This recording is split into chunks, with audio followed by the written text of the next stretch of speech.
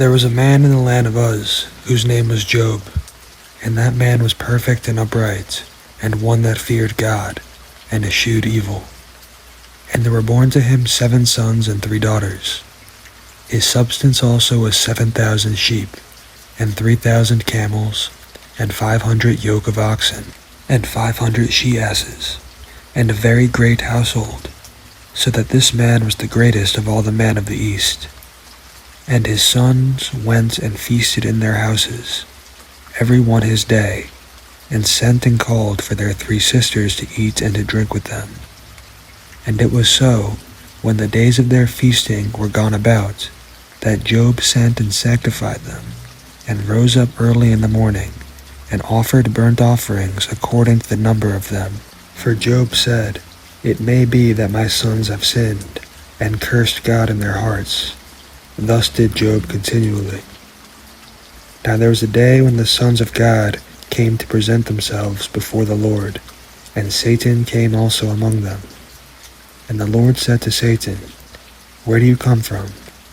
Then Satan answered the Lord, "From going to and fro in the earth, and from walking up and down in it."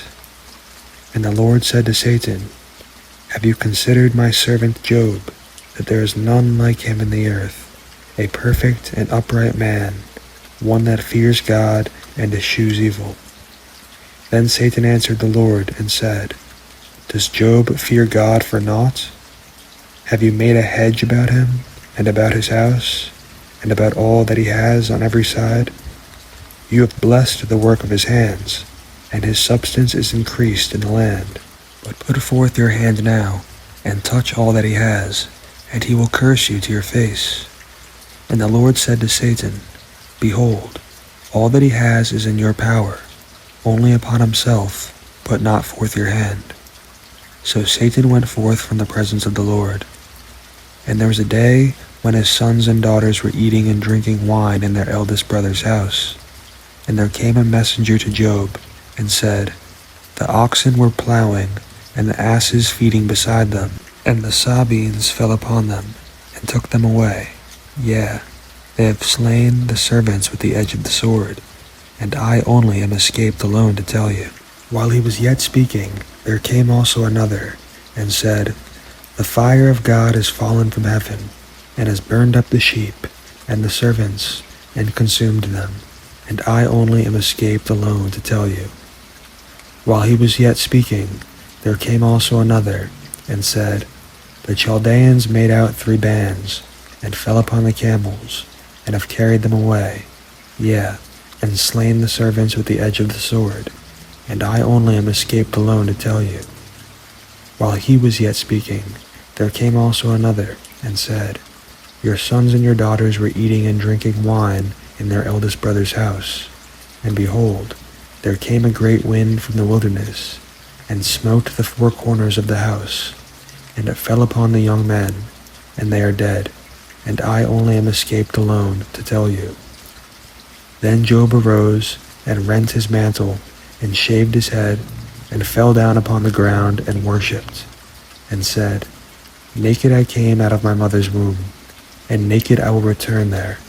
The Lord gave, and the Lord has taken away. Blessed be the name of the Lord." In all this Job did not sin, nor charged God foolishly. Again there was a day when the sons of God came to present themselves before the Lord, and Satan came also among them to present himself before the Lord. And the Lord said to Satan, "From where do you come?"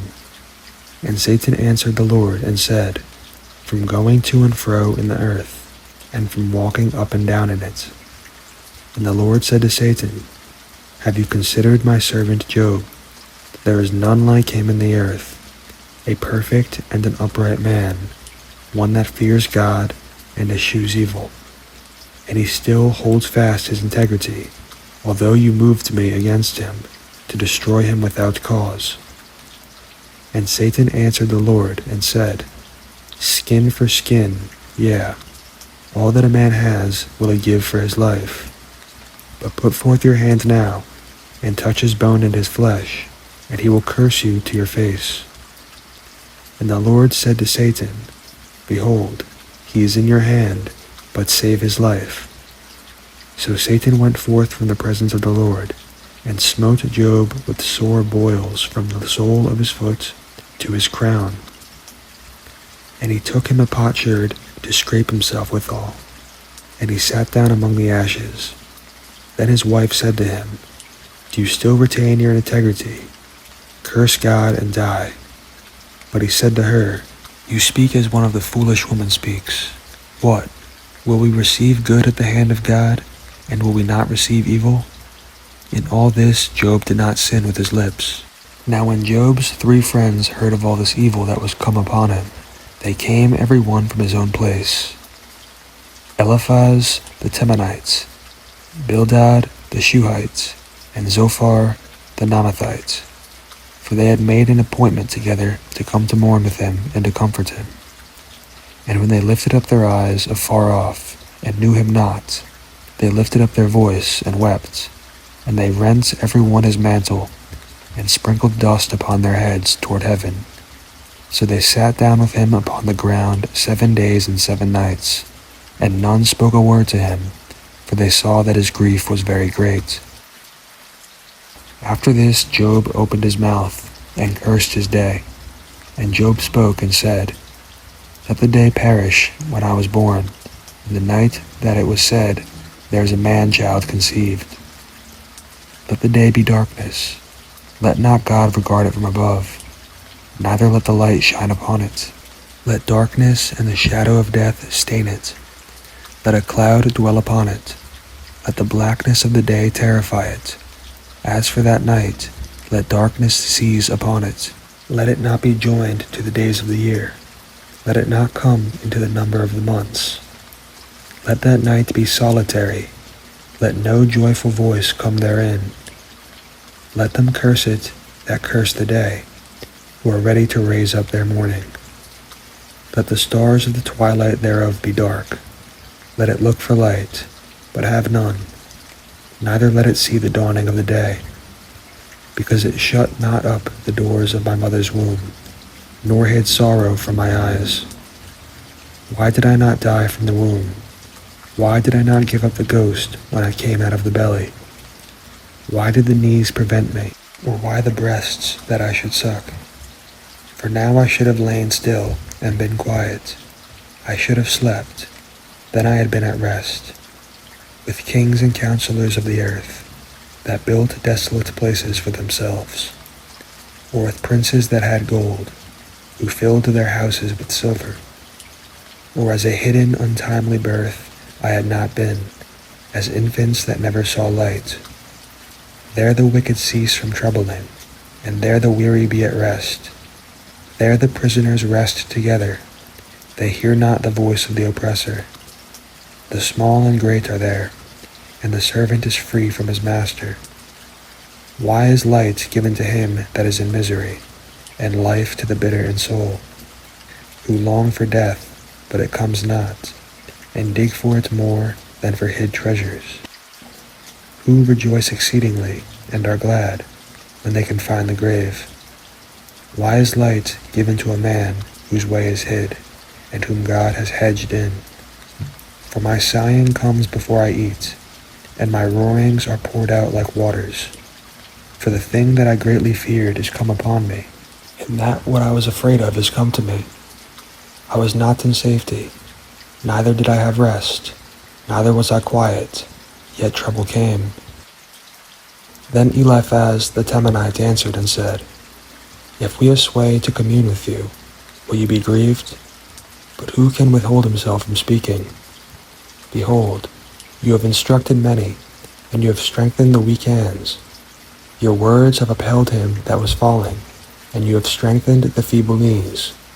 But now it has come upon you, and you faint. It touches you, and you are troubled. Is not this your fear, your confidence, your hope, and the uprightness of your ways? Remember, I pray you, whoever perished being innocent, or where were the righteous cut off? Even as I have seen, they that plowed iniquity, and sow wickedness, reap the same. By the blast of God they perish, and by the breath of his nostrils are they consumed. The roaring of the lion, and the voice of the fierce lion, and the teeth of the young lions are broken. The old lion perishes for lack of prey, and the stout lion's whelps are scattered abroad. Now a thing was secretly brought to me, and my ear received a little thereof. In thoughts from the visions of the night, when deep sleep falls upon men, fear came upon me, and trembling, that made all my bones to shake. Then a spirit passed before my face, the hair of my flesh stood up. It stood still, but I could not discern the form thereof. An image was before my eyes. There was silence, and I heard a voice, saying, Will mortal man be more just than God? Will a man be more pure than his Maker? Behold, he put no trust in his servants, and his angels he charged with folly. How much less in them that dwell in the houses of clay, whose foundation is in the dust, who are crushed before the moth. They are destroyed from morning to evening. They perish forever, without any regarding it. Does not their excellency that is in them go away? They die, even without wisdom. Call now, if there be any that will answer you, and to which of the saints you will turn. For wrath kills the foolish man, and envy slays the silly one. I have seen the foolish taking root, but suddenly I cursed his habitation. His children are far from safety, and they are crushed in the gate. Neither is there any to deliver them, whose harvest the hungry eat up, and take it even out of the thorns, and the robber swallows up their substance. Although affliction comes not forth of the dust, neither does trouble spring out of the ground. Yet man is born to trouble, as the sparks fly upward. I would seek to God, and to God would I commit my cause, who does great things and unsearchable, marvelous things without number, who gives rain upon the earth, and sends waters upon the fields, to set up on high those that be low, that those which mourn may be exalted to safety. He disappoints the devices of the crafty, so that their hands cannot perform their enterprise. He takes the wise in their own craftiness, and the counsel of the froward is carried headlong. They meet with darkness in the daytime, and grope in the noonday as in the night. But he saves the poor from the sword, from their mouth, and from the hand of the mighty. So the poor has hope, and iniquity stops her mouth. Behold, happy is the man whom God corrects. Therefore despise not the chastening of the Almighty, for he makes sore and binds up. He wounds, and his hands make whole. He will deliver you in 6 troubles. Yea, in 7 there will no evil touch you. In famine he will redeem you from death, and in war from the power of the sword. You will be hid from the scourge of the tongue. Neither will you be afraid of destruction when it comes. At destruction and famine you will laugh. Neither will you be afraid of the beasts of the earth. For you will be in league with the stones of the field, and the beasts of the field will be at peace with you. And you will know that your tabernacle will be in peace, and you will visit your habitation, and you will not sin. You will know also that your seed will be great, and your offspring as the grass of the earth. You will come to your grave in a full age, like as a shock of corn comes in his season. This we have searched it, so it is. Hear it, and you know it is for your good.